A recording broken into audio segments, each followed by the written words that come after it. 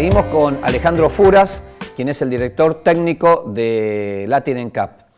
Alejandro, del bloque anterior nos había quedado pendiente la pregunta respecto a si la próxima incorporación de ABS y doble airbag frontal en los vehículos de baja gama va a aumentar la seguridad de estos vehículos y por ende van a tener mayor cantidad de estrellas durante las pruebas de Latin NCAP.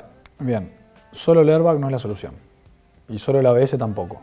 Hemos visto en Latin NCAP vehículos con problemas estructurales, o sea, si miramos la caja donde viajan los pasajeros, donde viajamos los pasajeros, con colapsos importantes y con problemas importantes. Y en algunos casos, algunos vehículos que hemos testeado donde hay colapsos pronunciados de la caja, o sea, del habitáculo, el airbag ahí muchas veces no soluciona. A modo de ejemplo, uno de los vehículos que testeamos, el Jack J3 del año 2012, es un vehículo que... Es un auto de origen chino. Es un auto de origen chino que en Brasil estaba entrando muy fuerte al mercado, o sea, empezó a tomar gran parte del mercado, o sea, empezó a comer gran parte del mercado segmento B. Entonces se eligió ese vehículo por parte de uno de los miembros de Latin NCAP. Y ese vehículo logra una sola estrella en seguridad del adulto, aún teniendo doble airbag. Ahí eso es una de las pruebas bien claras. ¿Y eso a qué se debió? ¿A las deficiencias estructurales? Fundamentalmente a temas estructurales, sí, fundamentalmente. ¿De qué manera reaccionan las compañías de autos cuando ustedes informan, dan a conocer que un auto no obtuvo ni siquiera una estrella? Bien, acá me permito 2 minutos para explicar el procedimiento. El día que hacemos la publicación, la marca varias semanas antes ya sabía qué era lo que iba a pasar, o sea, sabía el resultado. ¿Cómo funciona Latin NCAP? Siempre. Siempre. Ninguna marca va a llegar y se va a encontrar con eso por primera vez.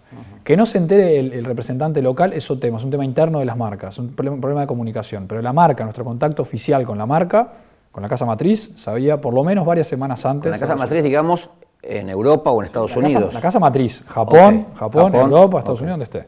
La casa matriz. Ellos saben de primera mano. De hecho, nosotros, el procedimiento es, llevamos el vehículo al laboratorio sin que nadie sepa, no saben el propósito del vehículo nadie, ni siquiera la concesionaria. En ese momento le avisamos al fabricante y lo invitamos a la prueba de test. O sea que el fabricante inclusive está presente el día que hacemos el test. Se lleva una copia de los datos para que no haya ningún tipo de falta de transparencia en cuanto a los datos que usamos para evaluar el auto.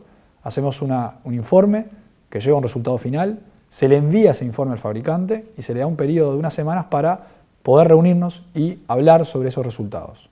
Desde esa fecha, que es la reunión, se conoce como 1 a 1, hasta la publicación, tenés por lo menos 3-4 semanas. O sea, el fabricante conoce a pleno qué es lo que va a salir publicado, inclusive conoce también cuál es la postura de Latin NCAP al respecto.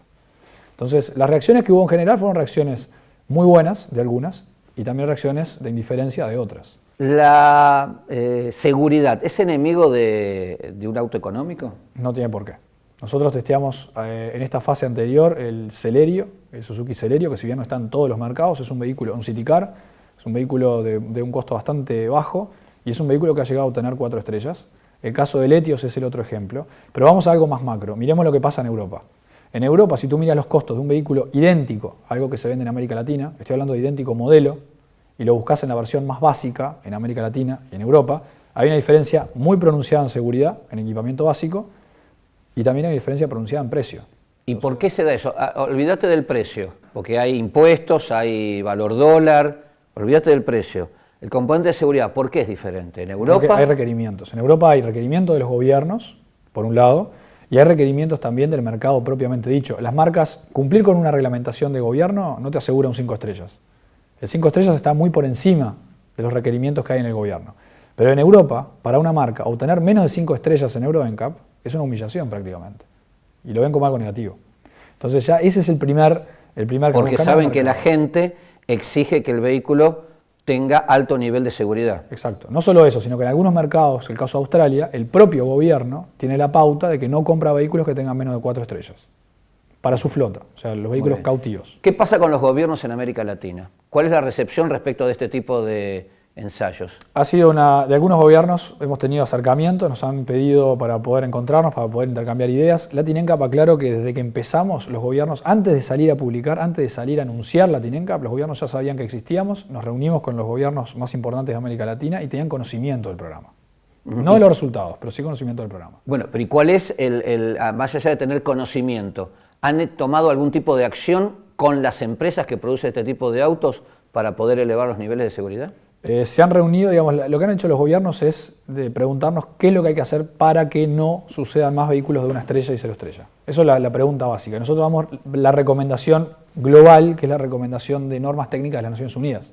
Nosotros recomendamos primero como NCAP, las 5 estrellas de Latin NCAP, pero también entendemos que hay que ser parejo y hay que seguir lo que es la política mundial, que es por lo menos en el mercado tener normas de las Naciones Unidas que determinen el nivel de seguridad de los vehículos. ¿Y algunos de estos gobiernos lograron imponer sus criterios de elevar los estándares? Todavía, esto creo que lo vamos a ver recién sobre fin de año, cuando se cierren todas las discusiones que hay con los fabricantes y empiecen a regir las leyes. ¿Cuál fue la reacción que tuvo el gobierno argentino ante este tipo de propuestas o de charlas con ustedes? La primera reacción que hubo fue en el 2010, en el día que se hecho en el lanzamiento de Latin NCAP. Lo primero, respondiendo a la sugerencia de acercarse a las Naciones Unidas, de ir al foro WP29, que es donde se hacen las normas técnicas, Argentina envía una delegación a la reunión que fue en noviembre de ese año, para, digamos, tomar contacto y hacerse presente. De ahí en más sé que siguieron en contacto, pero no hemos visto de vuelta a la delegación argentina en ese foro.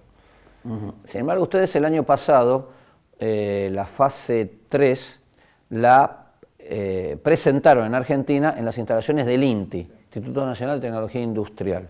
¿Por qué se hizo en ese lugar? El INTI dio su luz verde y también su posición de invitar a que se lance en Latin NCAP, que el Latin NCAP lance en sus instalaciones o de estar, digamos, en colaboración con Latin NCAP para lanzar la fase 3, y por eso fue que se procedió de esa forma. El INTI también se había aproximado en ese momento a un anuncio que se hizo hace unos meses atrás de la intención del INTI de armar un laboratorio de pruebas de choque en Argentina, más que nada atendiendo lo que es el requerimiento de regulaciones técnicas y también para atender a las industrias locales.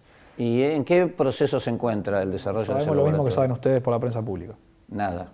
No sabemos. O sea, sé que hay la declaración de hacerlo, pero de ahí a la interna, en qué fase están, no tenemos conocimiento. ¿Sería incompatible, digamos, que un Estado, que un gobierno o que un Estado realice pruebas de choque? No, al revés. De hecho, en Europa, en Japón, en Estados Unidos, quienes dan la pauta técnica para que el vehículo ingrese al mercado son regulaciones técnicas que el gobierno emite y controla. O sea, el gobierno mismo hace las pruebas de choque, los gobiernos, mejor dicho, hacen las pruebas de choque para decir este vehículo pasa o no. La hacen en laboratorios que están apropiadamente acreditados en las Naciones Unidas para cada una de las normas y cada uno de los ensayos que hay que hacer. Entonces, por lo general, esos laboratorios pertenecen, en muchos casos pertenecen a los gobiernos, en otros casos son laboratorios independientes que están certificados bajo las Naciones Unidas por alguno de los países representantes. Bueno, se nos terminó el tiempo. La última pregunta. ¿Alguna vez recibiste presiones de los gobiernos o de alguna entidad para no publicar o para no dar a conocer los resultados? Sí, las marcas muchas veces cuando no les va bien nos piden. Nos dicen, por favor, no publiquen, pero nosotros somos los consumidores y hay que, digamos, regirnos por lo que nosotros tenemos en los estatutos y se publica igual. Hay un acuerdo, la marca sabe, el día que hacemos la prueba de choque, sabe cuando se publica el auto. Salga lo que salga. Lo que sí sabemos es que han habido presiones, sí, algunos medios de prensa por algunas marcas, desde un principio, para evitar que esos medios de prensa publiquen o den a conocer esos resultados de las marcas. Eso sí ha habido. Y es lamentable porque el que se ve, digamos, perjudicado ampliamente es el consumidor. Tarde o temprano esas noticias se van a saber. Latin NCAP al principio tenía un gran volumen de asistencia de periodistas y después, cuando tenía que salir la noticia o publicarse, no tenía el volumen, no respondía al volumen, a la cantidad de periodistas que estaban presentes, y en muchos casos sabemos que respondía a presiones, o sea, presiones hacia los medios. ¿Corporativas? Se puede llamar corporativas. Muy bien. Alejandro Furas, muchas gracias por haber estado con nosotros y seguimos con más Autoescáner.